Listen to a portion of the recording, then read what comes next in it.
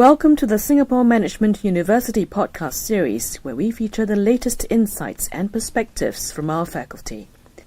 Singapore has one of the fastest aging societies in the world. With increased life expectancy, consumer expectations, and the presence of third-party players such as the government and insurers, there is growing pressure on healthcare budgets in Singapore and the Asian region. The need for health economics is critical in a period where many countries in this region are gearing up to dramatically increase their expenditure on healthcare and to explore universal health coverage. Moreover, as many societies are concurrently aging, they face a myriad of issues which are central to the research interests of health economists.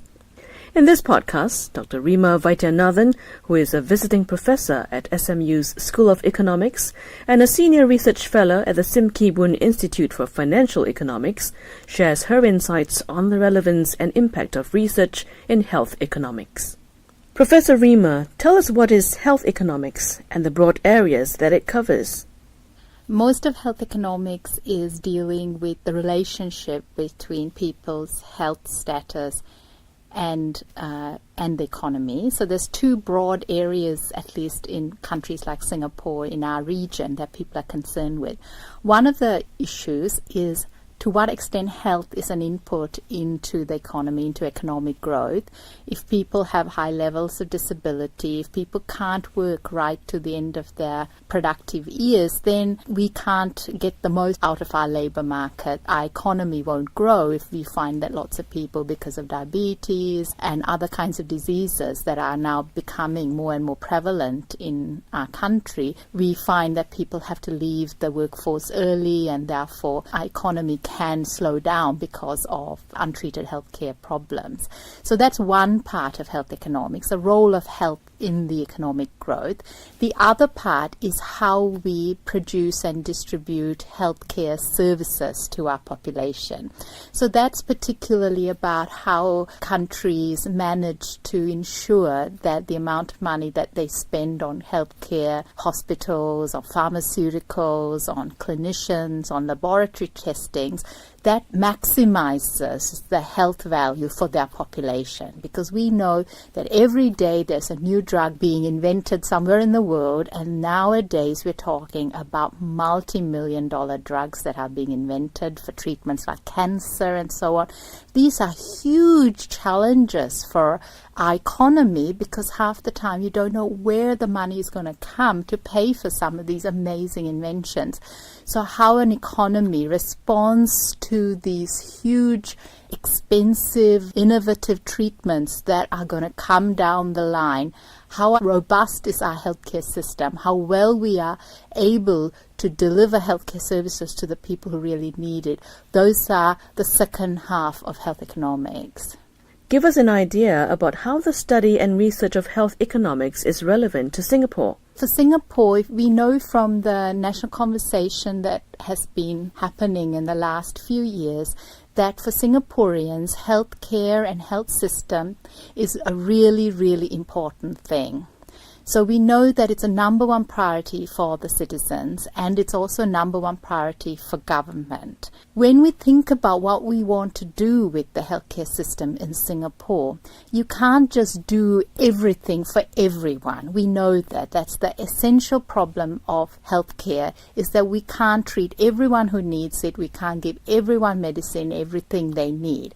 So what we have to do is decide on priorities. We have to decide what, as a community, how we're going to go forward, so that people, our older generation, are looked after, so that people, when they really need it, are looked after. And the question for Singapore at the moment is we're sort of at a turning point where, as a community, everyone's agreed that this is a really big priority. The next step is to agree on how we're going to tackle this priority in a way that's sustainable, both economically, and is sustainable for the people for whom the healthcare system has to serve. So for Singapore, the problem of maximizing health value for the population with a fixed budget is really, really important. That is the heart of health economics. You've worked on health economics in Australia and New Zealand. What are the lessons and experiences from these two countries that could be useful to Singapore?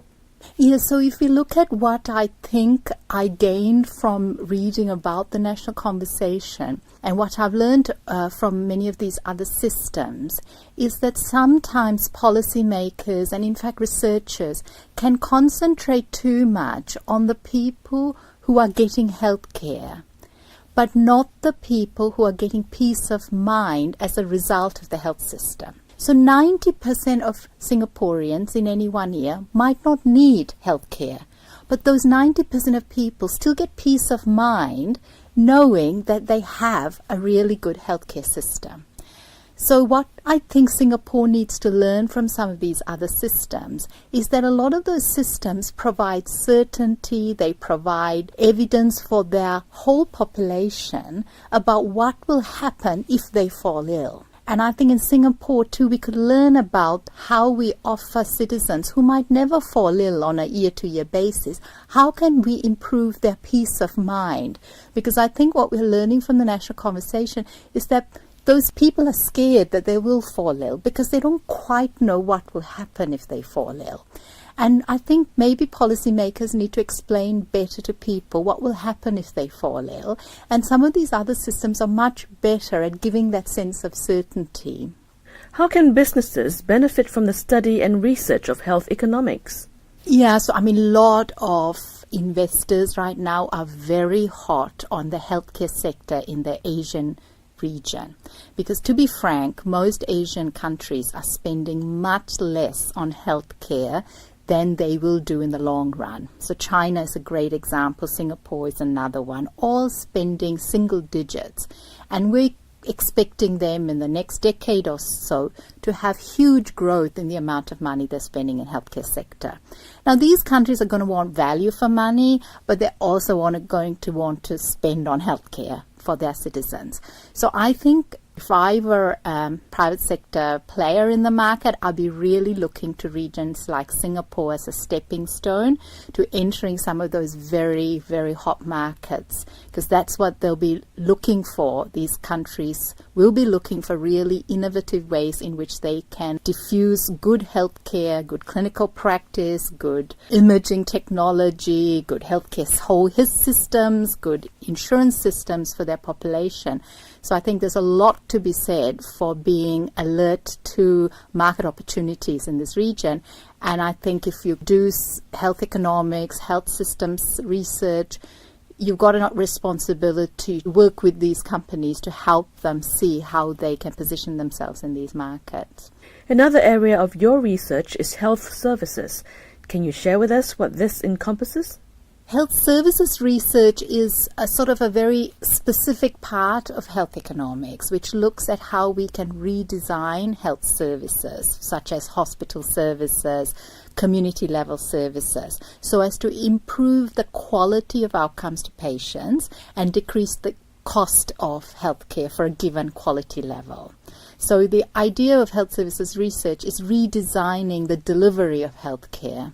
You're a founding member of the Singapore Health Economics Association, which was established by SMU and the National University of Singapore in 2013.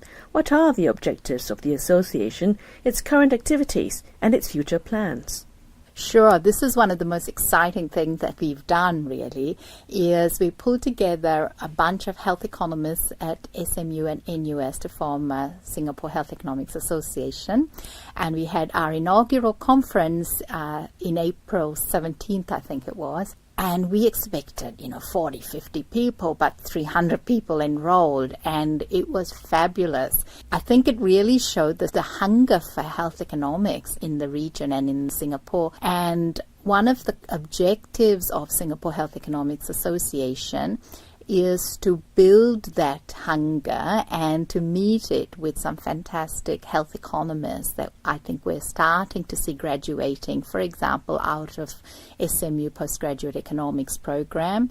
I know SMU wants to build a lot of capacity in this area, start executive education and so on. So I think we're trying to meet the demand. We're also building more demand because we're reaching out to our policy agencies like MOA, Agency for Integrated Care, the health clusters and sort of arguing the case for health economics and health economists in those roles. The private sector too, if Singapore wants to be a leading center for biotechnology, one of the areas where these biotech firms meet health economics is when they go to regulators and try to prove the worth of their product.